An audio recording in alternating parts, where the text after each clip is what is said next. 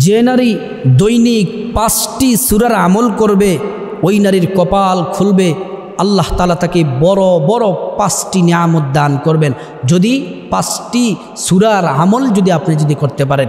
এই কোরআন হচ্ছে এমন একটা কিতাব, আল্লাহ তাআলা বলছেন কিতাবুন আনজালনাহু ইলাইকা লিতুখরিজান নাস মিনাজ যুলমাতি ইলান নূর। এটা হচ্ছে এমন একটা কিতাব মানুষদেরকে অন্ধকার থেকে আলোর পথে নিয়ে আসে। এটা হচ্ছে এমন একটা কিতাব মানুষদেরকে অন্ধকার থেকে আলোর পথে নিয়ে আসে, গুমরা থেকে সঠিক পথে নিয়ে আসে। এই কোরআনকে যারা আঁকড়িয়ে ধরে তারা কখনো পথভ্রষ্ট হয় না, ভ্রান্ত হয় না। এই কোরআন হচ্ছে আল্লাহ তাআলার কালাম। সূরাগুলো আপনাদেরকে সংক্ষেপে বলে দিচ্ছি। আপনারা ফজরের নামাজের পরে সূরা ইয়াসিন তেলাওয়াত করবেন।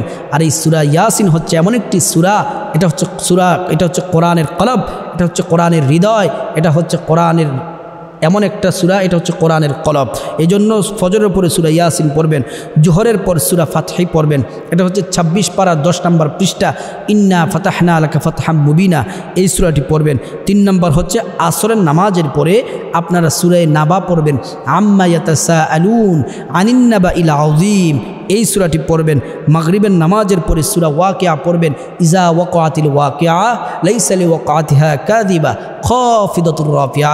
আব্দুল্লাহ ইবনে মাসউদ বলেন এই সূরাটির আমল যে ব্যক্তি করবে, প্রতিদিন করবে, দরিদ্র তাকে গ্রাস করতে পারবে না, দরিদ্র তাকে ছুঁতে পারবে না। আল্লাহ তাআলা তাকে ভরপুর রিজিক দান করবেন, অফুরন্ত রিজিক দান করবেন।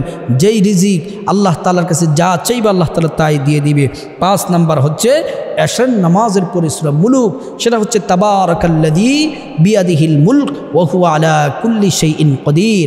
রাসূল করিম সাল্লাল্লাহু আলাইহি ওয়াসাল্লাম বলেন এশার নামাজের পরে যারা সূরা মুলুকের আমল করবে, হাসরের মাঠে সূরা মুলুক আল্লাহর সাথে কথা বলবেন, আল্লাহর সাথে কথা বলবেন, আল্লাহকে বলবেন আল্লাহ অমুক বান্দাটা গুনাহগার হতে পারে কিন্তু সূরা মুলুকের আমল করেছে। সূরা মুলুকের আমল করার কারণে আপনি যতক্ষণ না পর্যন্ত রব তাকে জান্নাত না দিবেন আমি জান্নাতে প্রবেশ করব না। এই জন্য এই 5টি সূরার আমল যদি করেন আপনার কপাল খুলে যাবে।